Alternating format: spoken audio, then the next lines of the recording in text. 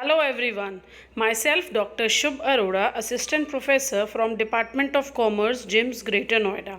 I once again welcome you all back to the lecture series of the subject Advertising and Brand Management. Currently, we are on the third unit of this subject, and today is the third lecture for it. And the topics which we are going to discuss in today's lecture are, we'll be talking about the types of brands, and we'll be also discussing about the strategic brand management process. So let's first start with the types of brands. Number one, the first category for the types of brands is according to ownership. When we talk about according to ownership, based on ownership, there are two brands, that is manufacturer's brand and middleman's brand. When the name of the producer of the product is used for branding the product, then in that case it is called as manufacturer's brand. For example, using the name of Samsung for branding its products like smartphones, TV, AC, etc. Right? So in this case it is the type of branding based on the ownership of the manufacturer. Then when we talk about the middleman's brand, in this type of branding, here the middleman whose name is used as brand, right? So this is that type of branding where middleman's name is used for the branding part. So the middlemen here can be retailers, agents, intermediaries, wholesalers, etc. Right? Like we can say Walmart, best price, then we can take example of Metro brand. So all these are middleman kind of branding. Now we come to the second type of brand, that is according to the market area. When we talk about according to the market area, there are 5 types of brands. Number one is local brand. Here the brands are decided keeping in mind the local market, right? There are different local brands for different markets. So this kind of branding is called as local branding. Second, we talk about provincial brand. So in this, the brand name is decided for a particular state or province. So for a single product, different brand names exist in different provinces. Then third is regional brand. In this, the brand name is for particular region. Different regions will have different brand names. So entire country is divided into different regions like north, east, south, west, central, etc. So based on, so here the branding is regional branding based on the different regions of the country. Then we talk about the national brand. When a particular product is available with the same brand name across the whole country, it is called as the national brand, right? Because here the brand name is common for the entire country. It is only being nationally distributed and marketed. So the national brands are owned and advertised by the manufacturer and can differ from the local brand or the regional brand, right? In order to make the market there, the product, they have to know that their consumer very well, but it may take a longer period of time. Then we talk about international or global brand. Here the product is available with the same brand name throughout the world or across the globe. So this is international or global branding. There are a lot of global brands which are sold in international market, like if we talk about Coca-Cola, McDonald's, Apple, Starbucks, Sony, etc. These brands are selling the similar products in the global market, right? So here they are saying that the brand of a particular nation is not only limited to its own country. In fact, the brand of a particular nation can also expand its business internationally or globally. So it can do business after the expansion of business across the globe, globally. So such kind of branding is international or global brand. Now we come to the third type of brands, that is according to the number of products. So again it is classified on based on the number of products that brand is covering.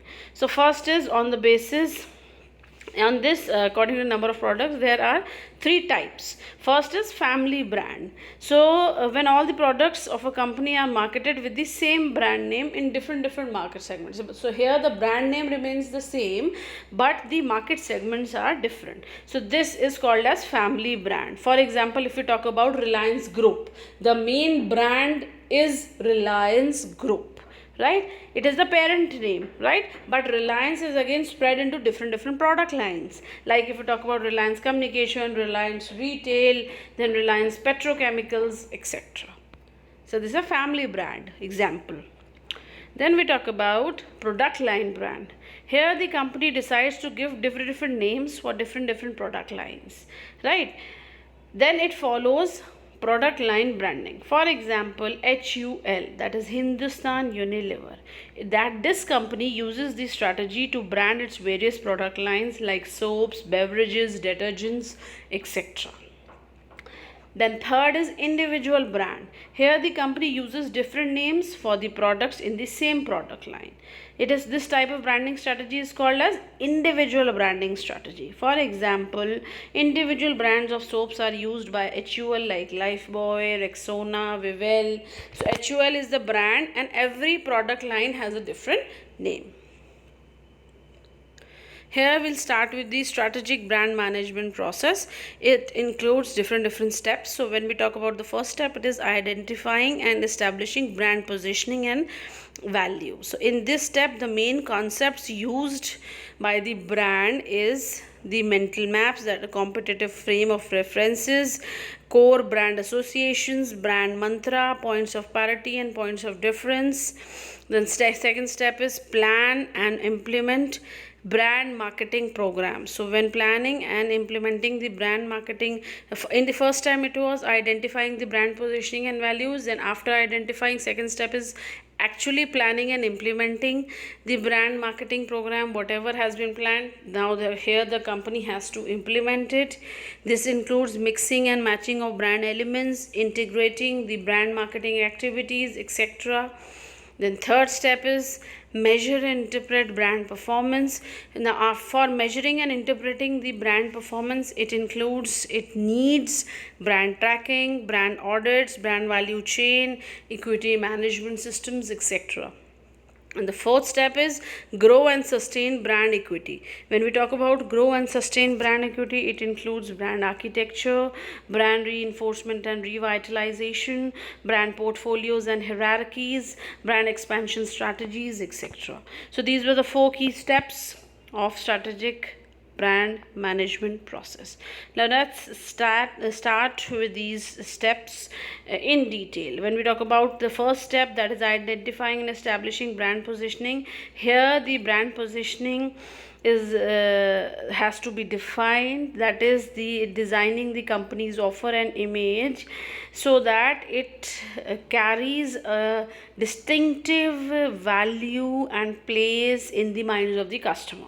So and the key concepts attached with this particular step of identifying and establishing brand positioning is points of difference. Here the points of difference is the brand has to convince the consumers about the advantages and differences over the competitors, right? Once you are able to differentiate your brand from your competitors, then only you will be successful to convince your customers. Then when we talk about the mental map element, it includes visual depiction of the various associations linked to the brand in the minds of the consumers. Then third element is core brand associations. Subset of associations, both benefits and attributes are connected with it, which are best to characterize or show the characteristics of your brands.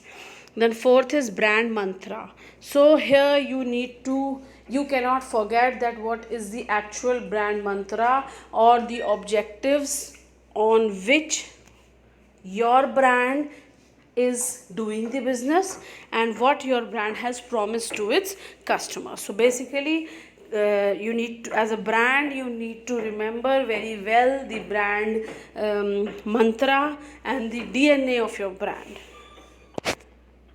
Then we talk about the second step, that is planning and implementation of brand marketing programs. Choosing brand elements. So here you have, for your brand you need to choose different elements like logo for your brand, different images which you are going to use with your brand products, what kind of packaging you are going to do for your brand products, symbols, slogans, etc. So these are different brand elements, because these elements carry lot of advantages, right? So you need to combine all these brand elements while planning the marketing program. Then integrating the brand into marketing activities and the support marketing programs.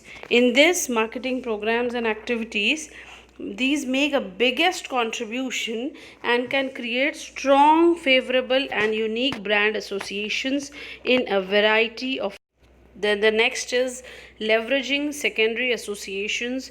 Here the brands might link to certain source factors like countries, sporting characters, cultural events, etc.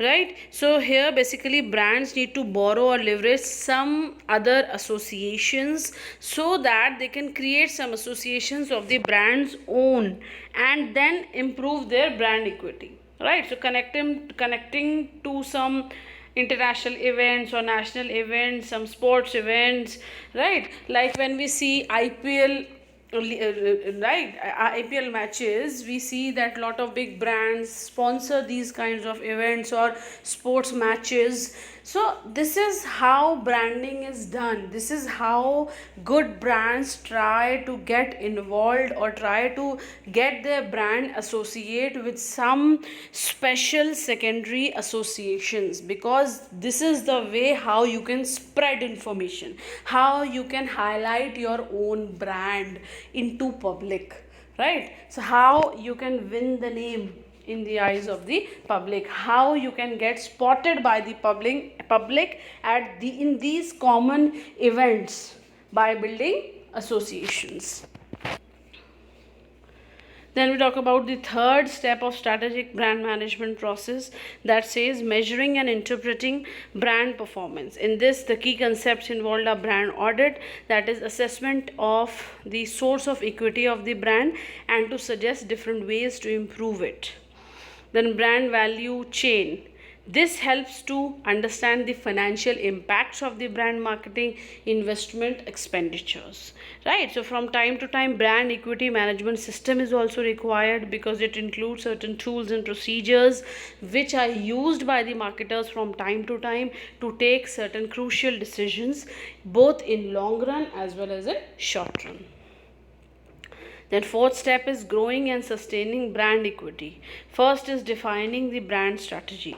This helps the brand in capturing the relationship between the various products and services of the firm using the tools of brand product matrix, brand hierarchy and the brand portfolio.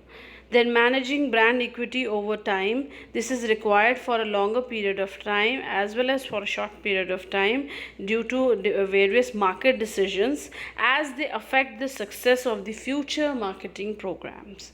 Then when we talk about growing and sustaining brand equity, here again it is required for a marketer to take into account various global factors, that is different types of consumers and specific knowledge about the behaviors of the new geographics or the market segments. Then expanding the business overseas into assessing the new markets across the globe into different countries, into entering into new market segments, right? So all this is covered under growing and sustaining brand equity. So all these three steps are required for a brand and are very necessary if a brand wants to grow and sustain its brand equity into the market. So in today's class we discussed about the two topics. Let me give you an overview about it.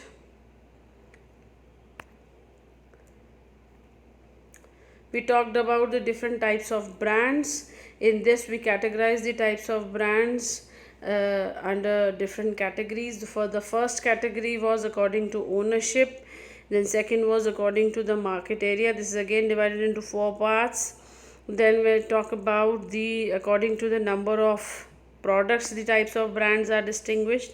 Then when we talk about here we finished the types of brands, and then we started about the strategic brand management process.